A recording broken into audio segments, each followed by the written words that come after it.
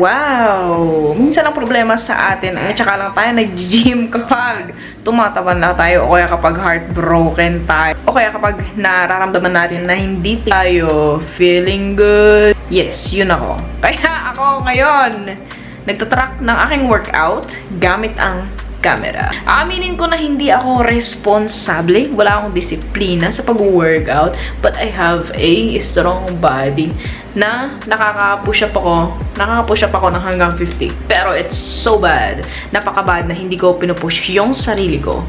Kaya sasamahan mo ako sa workout journey ko. Kaya kung makikita mo ako na mag-upload ng fishing, gym, at saka yung music journey ko, pinagsasabay ko yung tatlong yon kasi madali akong maboard. Yung music journey natin, tsaka lang ako makanta kung feel ko. I don't push it.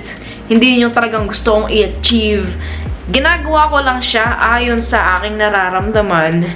I'm not hustling na maging talagang musician. No. I'm just going with the flow sa aking nararamdaman. Hindi yung gitara na. Pero yung pag-gym ko, I have to do that. 6 times. 2 hours tayong nag-gym today. I already told you about that. Kailan ba ako natutong mag-push up? Natuto ako mag-push up noong ako ay 19 years old. Nung pinakauna ako nag-push up, sabi ko, napaka-weak kong nilalang. Hindi ako maka-push up ng kahit isa lang. Kung saan man ako nag-practice ako sa pader. Sa pader ako unang nag-push up hanggang sa nagpo-push up na ako sa table, hanggang sa nagpo-push up na ako sa upuan, hanggang sa nakakaya ko nang mag-push up sa floor. Sa whole nating career, Navy career, military career, hindi ako gumagamit talaga ng gym equipment. Hindi ako gumagamit ng gym equipment. Minsan lang ako gumagamit ng dumbbells. Ang gusto ko lang gawin, simula noong una na natuto akong mag-workout ay push-up. Wala akong ginawa, kahit tanong mo sa mga kaibigan ko, nagpo-push up ako palagi kahit saan, kahit nasa park kami, kahit nasa tabi ng dagat kami, nagpo-push up ako na nagpo-push up, kung saan-saan, kahit kailan, kahit anong oras, gabi man, hapon man, o umaga man. Ayun. Kaya wala naman talaga akong masyadong kwento sa ating gym journey, workout journey.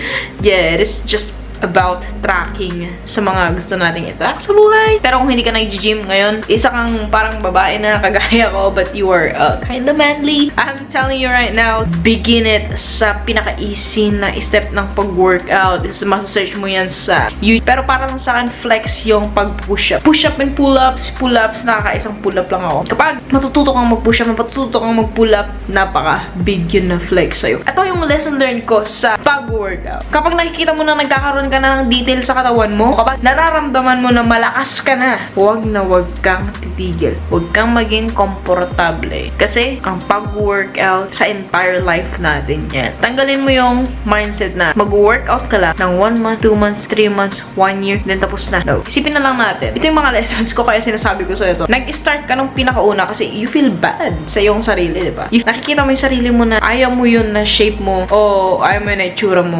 Kaya ka nagsimula.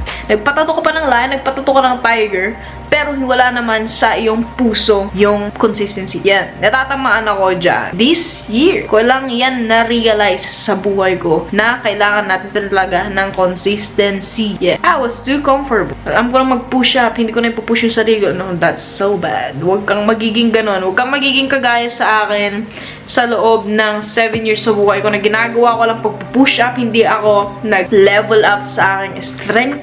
Hindi ako agad pumunta sa gym para mag-lift ng weights. Puros lang ako push-ups. Let's do this together. Sasamahan kita. Sasamahan mo ako. We are going to do this.